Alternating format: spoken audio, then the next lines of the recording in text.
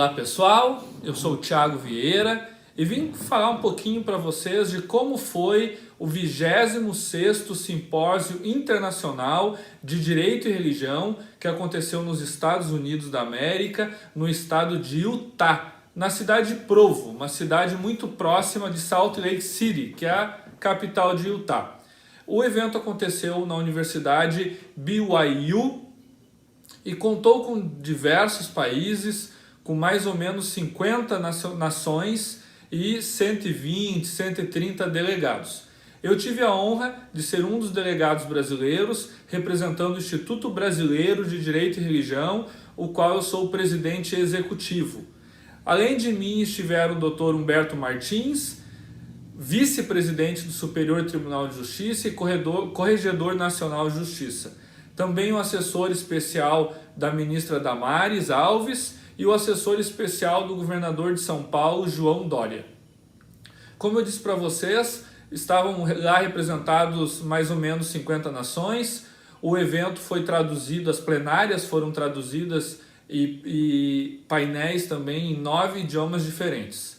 Foram diversas discussões sobre a liberdade religiosa e o que mais me chamou a atenção foi o tema principal do evento: dignidade humana, dignidade da pessoa humana. Então este foi o tema do evento. E como nós já estamos falando há alguns dias, já publicamos alguns artigos, a dignidade humana ela é a base de todas as liberdades. Todas as liberdades, elas existem para servir a dignidade da pessoa humana. Para que existe uma liberdade, senão para tornar a vida de alguém, a vida de uma pessoa mais digna? Então, esse é o papel da dignidade da pessoa humana, da dignidade humana, e este foi o tema tratado, então, no 26º Simpósio Internacional de Direito e Religião. A dignidade da pessoa humana como pedra angular, como pedra de toque, como irradiador de todas as liberdades. Então, como eu disse, foram diversas plenárias e já na primeira plenária nós tivemos a oportunidade de ouvir palestrantes renomados internacionais, como o Dr. Lord Elton, um dos maiores pesquisadores de liberdade religiosa e dignidade humana do mundo, ele que é radicado no Reino Unido, professor de diversas universidades no Reino Unido. Inclusive, eu tive a oportunidade de fazer uma pergunta para ele em uma das plenárias. Eu perguntei para ele se a liberdade religiosa dos muçulmanos deve ser preservada no Concerto das Nações quando os muçulmanos, tendo em vista diversas interpretações ou até mesmo normas previstas no Corão e na Sharia, atentam contra a dignidade da pessoa humana. Basta lembrar daquele caso que aconteceu na Páscoa, onde muçulmanos simplesmente explodiram igrejas e hotéis, assim, fundamentado na religião deles, baseado na Sharia, no Corão, no ponto de vista deles. Inclusive a mídia internacional chamou os cristãos que estavam adorando naquelas igrejas de adoradores de Páscoa. Acho que você vai lembrar disso. Para não nos chamar de cristãos, a mídia chamou de adoradores de Páscoa. Passando essa questão dessa violência simbólica, porque eu também entendo que é uma violência chamar um cristão de adorador de Páscoa, porque nenhum cristão se chama de adorador de Páscoa. Eram cristãos que estavam lá. Passando essa violência simbólica, eu perguntei, e a violência real? Que muitas vezes esses grupos religiosos praticam em nome da fé. Eles teriam essa liberdade religiosa? O que você acha? Bom, o professor Elton disse que, temos que ter muito cuidado ao tratar de questões como esta, mas é certo, a liberdade religiosa ela existe para promover a dignidade.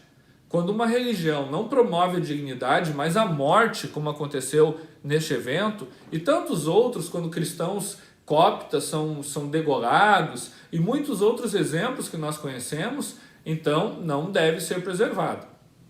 Essa foi a resposta dele. Também tive a oportunidade de perguntar em um painel do Caribe, da América Latina, sobre o proselitismo. Se é permitido o proselitismo e quais os limites do proselitismo. Bom, os limites do proselitismo é a urbanidade e o respeito, mas o proselitismo tem sim seu espaço, porque se você tira o proselitismo da religião, a religião deixa de existir, porque é o núcleo de qualquer religião trazer adeptos para a sua crença, para a sua fé. E como você faz isso? No cristianismo, por meio do evangelismo. Então você tenta convencer a pessoa, por argumentos, de que a sua crença, a sua prática é adequada. Isso é proselitismo. Mas claro, deve ser feito com bom senso e não com violência, porque violência não respeita a dignidade humana.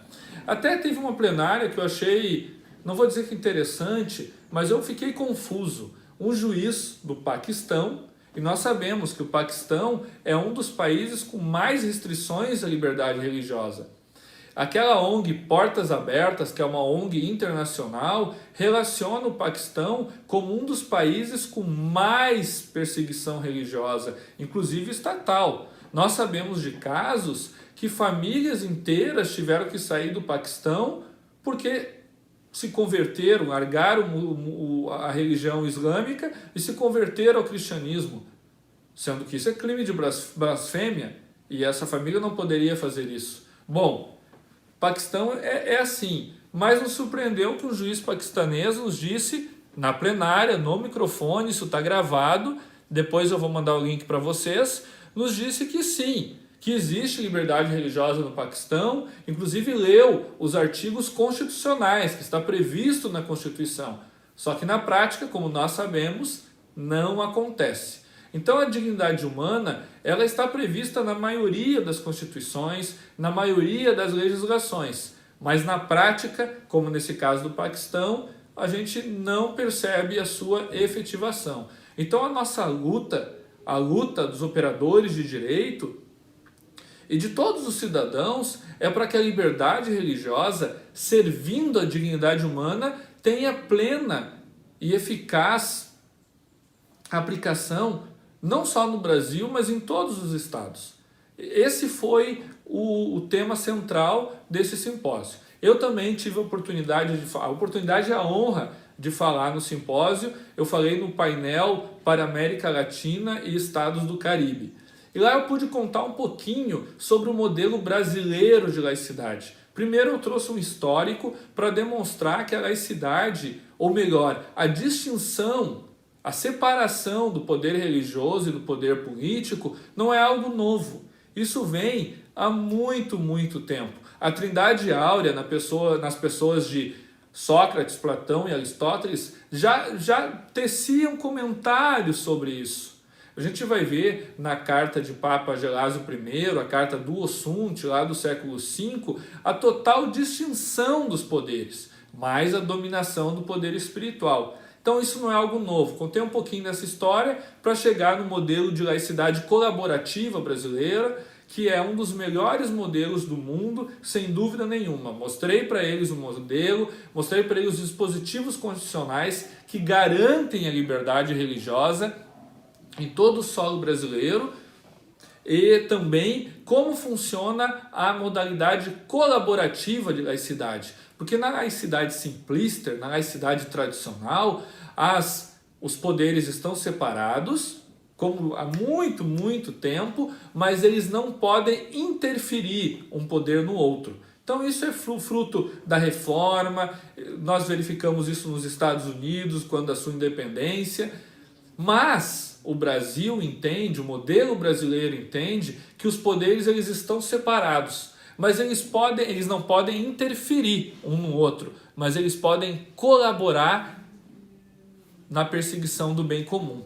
Então foi isso que eu falei para eles, para os ouvintes, também foi gravado, já disponibilizamos aí nos canais. Então, gente, foi um evento muito proveitoso, conseguimos conversar com lideranças de diversos países, realmente foi uma oportunidade de ouro. Espero que o IBDR esteja novamente representado ano que vem, com outro conselheiro, com outra pessoa aí que o conselho do IBDR deverá indicar. Claro, se a BYU nos convidar novamente. Quero agradecer aqui a BYU pelo convite, quero agradecer também a J. Ruben Clark Law Society pelo convite, na pessoa do Dr. Fábio Nascimento. Quero agradecer a todas as pessoas lá da BYU e também da Igreja de Jesus Cristo dos Santos dos Últimos Dias que nos atendeu, porque essa é uma parceria em conjunto com a Igreja de Jesus Cristo dos Santos dos Últimos Dias, que é a Igreja Mormon, que é uma igreja que já foi perseguida nos Estados Unidos quando da sua fundação,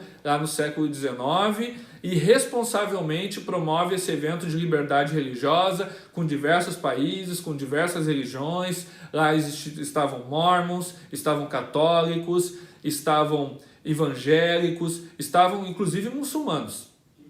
Então, parabéns à Igreja Mormon, parabéns à Universidade BYU. Quero agradecer aqui também as pessoas lá que estiveram conosco, que nos deram todo o suporte, como o Ney Garcia, o Thiago Quirino, a Janete, esposa do Ney, também o Odacílio Prigol, o Dr. Haroldo e tantas outras pessoas aqui que eu não vou ter tempo para nominar. Tá certo, gente? Muito obrigado. Deus abençoe a todos.